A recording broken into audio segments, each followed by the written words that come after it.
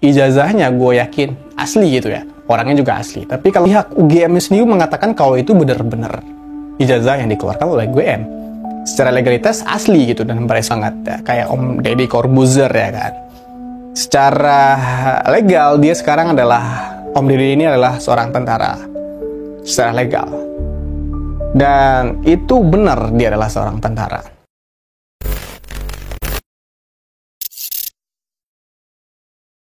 Oke bre, gue pengen bahas satu hal yang lagi-lagi rame, yaitu tentang ijazah Pak Jokowi. Dan ini sebenarnya dari sudut mata gue doang gitu, dan kalau gue mau boleh bilang gitu ya kan, ijazah ini asli atau palsu ya tergantung pertanyaannya dibalik-balik kayak apa aja sih, kayak atau kepercayaannya yang palsu gitu loh menurut gue. Antara ijazahnya asli atau kepercayaannya yang palsu. Harusnya kayak gitu dong pertanyaannya. Terkait tudingan ijazah palsu, Kapolda Roy Suryo mengaku datang ke Polda tidak membawa bukti tambahan. Orang yang salah itu kan harusnya orang yang punya ijazah. Kenapa bisa kayak gitu? Karena polemik ini sebenarnya udah berlangsung lama, dari tahun 2022 kalau nggak salah, dan isu ini udah berkembang banget gitu loh. Kayak ada teka-teki yang setiap kali lo pikir udah kelar, muncul lagi petunjuk baru ya, kayak game puzzle yang gak ada tamatnya harusnya gitu. Nah itulah yang kita alamin sama polemik ijazahnya Presiden Joko Widodo. UGM bilang ijazah itu asli loh, Bareskrim juga udah uji forensiknya, harusnya hasilnya otentik gitu. Secara hukum harusnya clear dong gitu ya. Tapi entah kenapa ya, rasa publik masih bilang kok ada yang janggal gitu. Dan malam ini kita nggak cuma ngomongin soal dokumennya, tapi soal krisis kepercayaan yang jauh lebih gede harusnya. Dan itulah yang akan kita bahas di channel ini.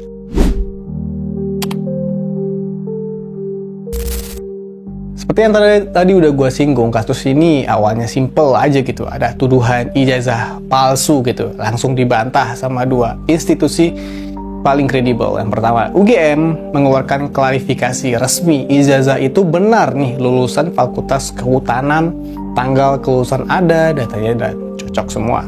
Yang kedua, Bareskrim ya, forensik jalan, kertas, tinta, stempel, tanda tangan dicek, hasilnya identik dengan dokumen sejamannya. Harusnya selesai kan, harusnya clear gitu kasusnya. Tapi ternyata nggak gitu juga gitu. Isu-isu kecil terus dilempar nih, tulisan tesis di ijazah S1 misalkan gitu ya, dan tanda tangan rektor gitu, sampai narasi polisi cuma uji fotokopi gitu, dan semua itu udah dijelasin semuanya. Tapi masalahnya logika manusia itu beda nih sama logika hukum. Kalau hukum bilang sudah terbukti, manusia kadang masih bilang masih aneh gitu. Kenapa? Karena ada faktor lain, dan faktor lain itu adalah trust, kepercayaan, kejujuran, dan lain sebagainya macamnya.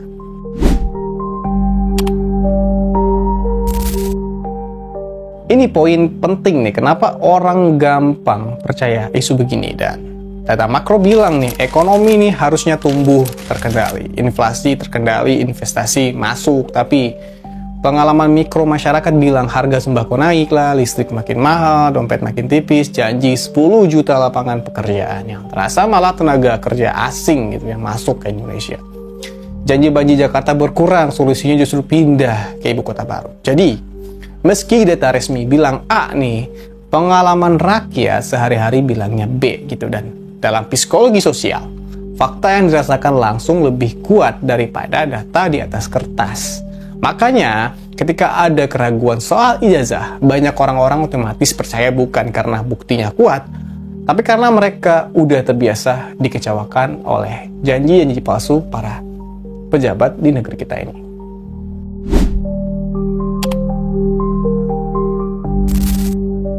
Dan kalian bener banget, kita diajarkan buat taat hukum. Tapi gimana kalau hukum itu sendiri nih yang bisa diubah oleh pembuat hukum itu sendiri? Contoh lah gitu ya kan, putusan MK nih menjelang Pilpres 2024 secara legal sah, tapi secara moral banyak yang bilang kok timingnya pas banget gitu.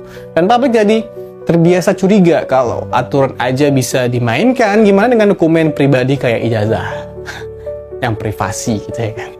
Tambahan lagi nih, syarat capres itu kan cukup setara SMA nih, artinya polemik ijazah ini bahkan nggak relevan secara hukum. Tapi kenapa tetap rame gitu? Karena orang nggak lagi bicara legalitas, mereka bicara legitimasi moral harusnya. Kalau pemimpin bilang A, tapi rakyatnya lihat B, bisa saja ijazahnya asli tapi kepercayaannya nih yang palsu.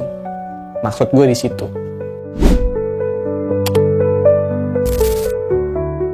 Kasus kayak gini sebenarnya bukan cuma ada di Indonesia Bre gitu.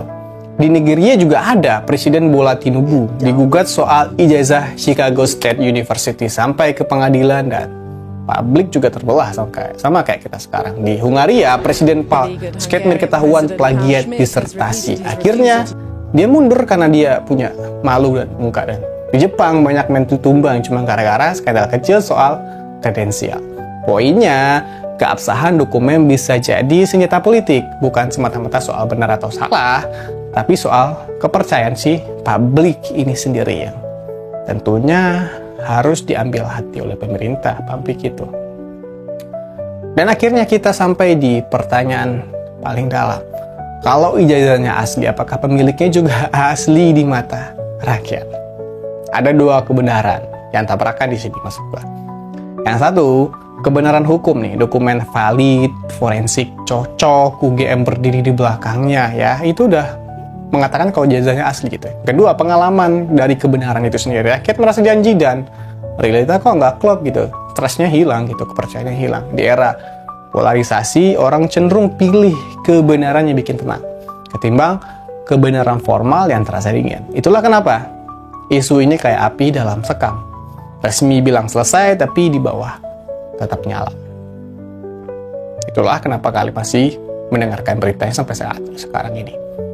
Jadi selentingkar nih, ini bukan cuma cerita tentang sebuah ijazah, ini tentang kepercayaan sih sebenarnya yang udah lama retak. Jadi ijazahnya gue yakin asli gitu ya, orangnya juga asli. Tapi kalau rakyatnya ngerasa dikhianati sama janji-janji, trust itu udah nggak asli lagi gitu lah. Dan dalam politik, dokumen bisa diverifikasi, tapi rasa publik jauh lebih susah diperbaiki. Dan untuk analogi gue terakhir nih dan last sebelum closing video ini, sebenarnya dari awal yang harus dipermasalahkan itu bukan asli atau enggaknya.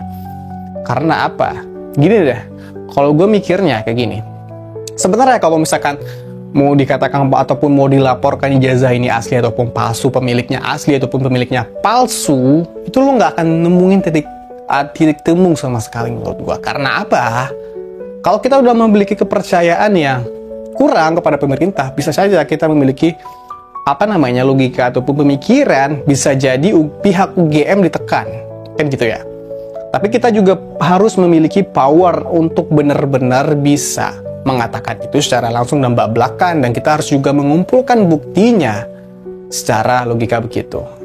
Karena misalkan ijazah itu kita katakan sekarang lah palsu lah gitu, sementara pihak UGM sendiri mengatakan kalau itu benar-benar ijazah yang dikeluarkan oleh UGM secara legalitas asli gitu, dan Bareskrim Polri juga menguatkannya, maksud gue di situ. Tapi kalau pertanyaan yang coba deh kita balik, apakah historikalnya itu asli atau enggak gitu? Maksudnya gini deh, gue ambil contoh paling gampang banget ya, kayak Om Deddy Corbuzier ya kan. Secara legal dia sekarang adalah, Om Deddy ini adalah seorang tentara secara legal, dan itu benar dia adalah seorang tentara.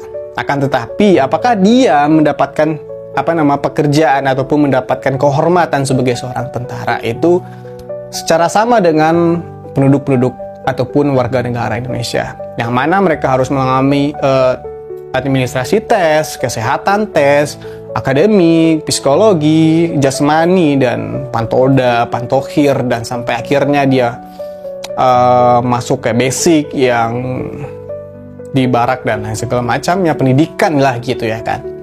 Apakah dia mengalami historical itu? Tapi kan enggak gitu ya kan. Om Deddy langsung menjadi tentara. Begitulah maksudnya di sini, logika gue di sini mengatakan mungkin saja benar ijazah yang sekarang itu asli gitu ya kan. Tapi kita nggak tahu apakah benar secara historikalnya Pak Jokowi ini adalah mantan mahasiswa UGM. Jadi pertanyaan dibalik terus gitu harusnya. Apakah benar dia itu ya, apa benar, bukan maksudnya bukan gitu ya, maksudnya gini, kalau memang ijazah itu dibuat untuk Bapak Presiden Jokowi, ya benar itu ijazahnya Pak Presiden Jokowi, karena udah dibuat oleh UGM sendiri gitu ya, ibarat katanya ya benar sah gitu ijazahnya. Tapi apakah dia berhak untuk mendapatkan ijazah, itu harusnya pertanyaan. Dan kalau memang pengen fokus ngebedahnya sampai ke situ, menurut gue kita harus berhati-hati banget, karena itu tuduhan yang sangat menyeramkan menurut gue. Karena kita harus mengumpulkan bukti yang kuat, kita harus tahu seluk-beluk dan di mana penyimpangan itu terjadi. Kalau misalkan ini memang sengaja dibuat tanpa melalui proses yang secaranya legal, ya itu bisa jadi kesalahannya di situ gitu. Kalau mau mencari ketidakcocokan dengan ijazah asli, susah, karena yang bikinnya UGM juga, maksud gue di situ loh. Kalian ngerti lah ya kan analogi dari pemikiran gue kayak apa.